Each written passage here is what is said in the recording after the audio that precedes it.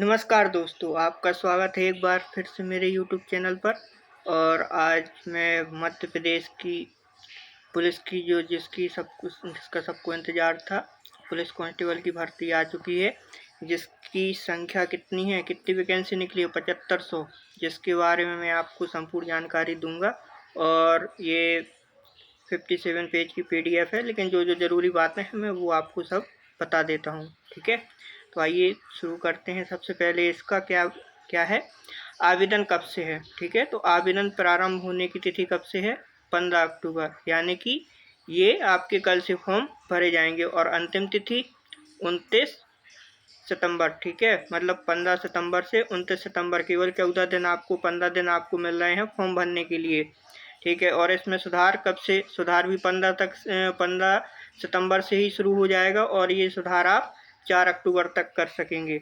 और परीक्षा आपकी कब से शुरू होगी, 30 अक्टूबर, मतलब लगभग आपको 45 दिन ही मिले हैं मात्र। कितने दिन, सिर्फ 1.5 महीने, यानी कि 45 दिन ही आपको मिले हुए हैं। तो आपकी परीक्षा के लिए बहुत ही कम समय है, लेकिन संभावना है कि ये आपकी डेट आगे बढ़ेगी। लेकिन फिर भी आप 45 दिन ही मान के चलिए कि यही आपकी अंतिम डेट है, जिससे आपकी तैयारी अच्छे से चलती रहे।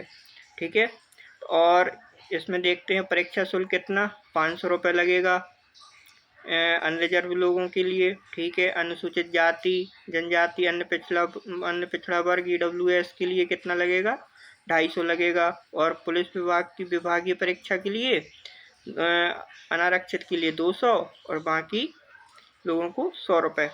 नेक्स्ट देखते हैं क्या है यहाँ पे। हाँ, तो ये आपकी परीक्षा कितने पालियों में होगी, 2 पालियों में होगी। आपकी जो परीक्षा 30 अक्टूबर से शुरू होगी वो 2 पालियों में शुरू हो जाएगी। एक रहेगा सुबह 7:30 से 7:30 बजे से आपकी रिपोर्टिंग रहेगी। ठीक है, पेपर आपकी 9:30 से 11:30 तक रहेगा, मतलब 2 घंटे का आपका पेपर रहने वाला है। ठीक है, और दूसरी शिफ्ट 12:30 से रिपोर्टिंग रहेगी आपकी, और 2:30 बजे से 4:30 बजे तक आपका पेपर रहेगा। अब आपको बता देते हैं आगे आपके लिए जो आपके लिए ज़रूरी है वो सब चीज़ें आपको बता देते हैं। ठीक है, जिससे कि आपको कोई परेशानी ना हो। आइए अब वैकेंसी देखते हैं कि किस में कितनी वैकेंसी निकली हुई है। टोटल वैकेंसी कितनी है, 75, तो मतलब 7500। और जनरल के लिए कितनी है, 70। इन्होंने सब परसेंटेज के हिसाब से भी बता दिया है कि कैटेगरी किस कैटेगरी को कितना आरक्षण दिया गया है। तो अनरिजर्व के लिए 27% में 877 और 13% में 422। और OBC के लिए 27% में 876 और 14% में 454। और EWS के लिए 324 वैकेंसी हैं। ठीक है, और SC के लिए 519 और ST के लिए 649। और एक्स सर्विसमैन HG फीमेल, मतलब सब मिला के आपकी टोटल 7500 वैकेंसी है, जिसमें से आपके केवल 87% का रिजल्ट अभी आपका जारी कर दिया जाएगा। पेपर सभी का पूरा होगा, लेकिन अभी ये सिर्फ जारी कर दिया जाएगा। ठीक है, तो आपकी टोटल वैकेंसी कितनी निकली है, 7500, ये आपने देख ही लिया। और जनरल के लिए कितनी वैकेंसी हैं ये भी आपने देख लिया। OBC के लिए कितनी है ये भी आपने देख लिया। ठीक है, तो आपको याद रखना है टोटल वैकेंसी कितनी है, 7500। ठीक है, नेक्स्ट चीज़ देखते हैं आपका। हाँ, अब ये चीज़ और आपकी बता देते हैं। ठीक है, आरक्षक जो GD है कांस्टेबल की, इनका वेतन कितना होने वाला है, 19,500 से 62,000 के बीच में आपकी वेतन रहने वाली है। ठीक है, वेतन कितनी रहेगी, 19,500 से 62,000 तक आपकी वेतन रहेगी। और लगभग सभी जिलों में आपके क्या होंगे, सेंटर बनाए जाएंगे।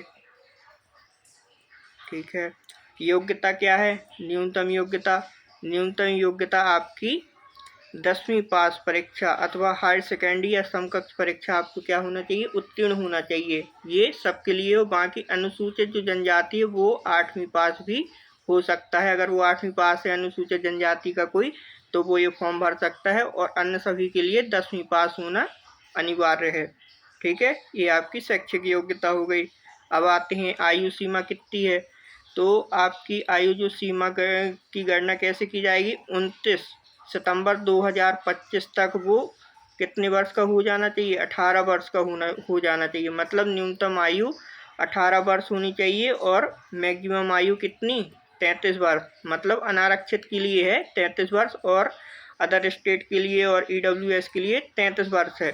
बाकी जो सभी लोग हैं उनके लिए ये सब एज में रिलैक्सेशन दिया गया है, जो कि आप नोटिफिकेशन में देख सकते हैं अपने अपने हिसाब से। लेकिन मिनिमम 18 साल होनी चाहिए और मैक्सिमम आप 33 वर्ष मान के चल सकते हैं। और किसके अकॉर्डिंग होनी चाहिए, 29 सितंबर के अकॉर्डिंग आपकी एज होनी चाहिए 18 साल। ठीक है, ये सारे दिए गए हैं, किसको कितना रिलैक्सेशन दिया गया है। कोई विक्रम पुरस्कार विजेता है, ठीक है, आरक्षित समाज श्रेणी, ये महिला में पुरुष में, तो ये सबका अलग अलग दिया गया है। ठीक है, अब देखते हैं परीक्षा योजना।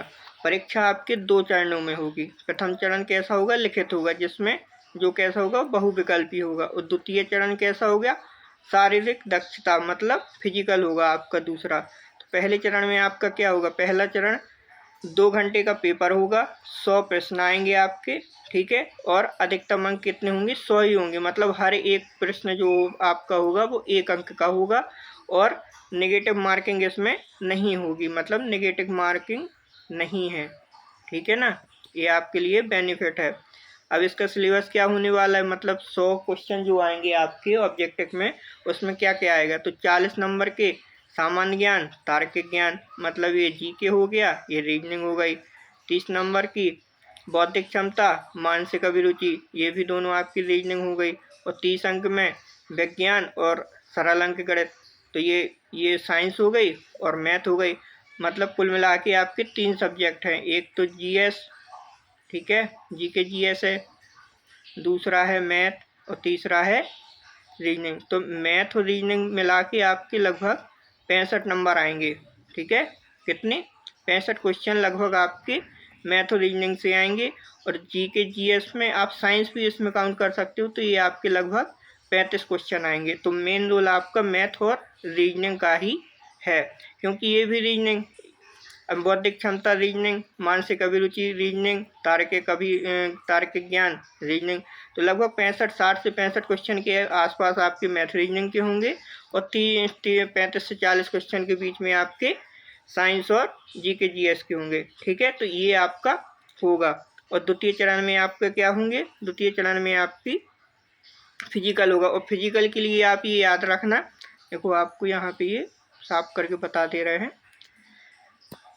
फिजिकल के लिए आपके 7 गुने बच्चे जो हैं, 7 गुने अभ्यर्थियों को लिया जाएगा। मतलब जैसे आपकी 7,500 वैकेंसी निकली है, तो फिजिकल के लिए आपके लगभग 52-53 हज़ार बच्चों को लिया जाएगा। कितने, 52-53 हज़ार।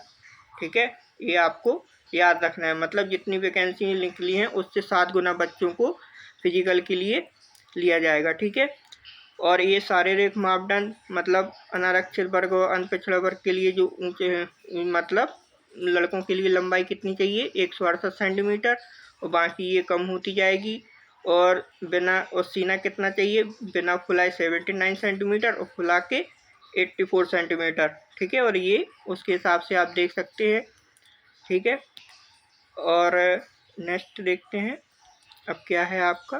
फिजिकल में आपके नंबर बता दे रहे हैं कैसे कैसे क्या आपको नंबर दिए जाएंगे। ठीक है, तो अब आपको तैयारी के लिए लग जाना चाहिए, क्योंकि 45 दिन कोई ज़्यादा दिन नहीं है। जो पहले से तैयारी कर रहे होंगे उनके लिए तो अच्छा ही है, क्योंकि पहले से तैयारी चल रही है। लेकिन जिनके लिए अभी लगेंगे, उनके लिए भी अभी कोई देर नहीं है। सिलेबस इतना कुछ ज़्यादा बड़ा है नहीं, आप लोग अपनी तैयारी कर सकते हैं। ठीक है, अब ये आप फिजिकल में देखते हैं, तो फिजिकल भी आपका कितने नंबर का होगा, 100 नंबर का होगा, जिसमें से 40 नंबर आपके किसके मिलेंगे, दौड़ के मिलेंगे। 30 नंबर मैक्सिमम बता रहे हैं आपको, मैक्सिमम दौड़ के 40 नंबर, मैक्सिमम नंबर 30 नंबर मिलेंगे लंबी कूद में, और गोला फेंक में भी तो 30 नंबर आपको मैक्सिमम मिलेंगे।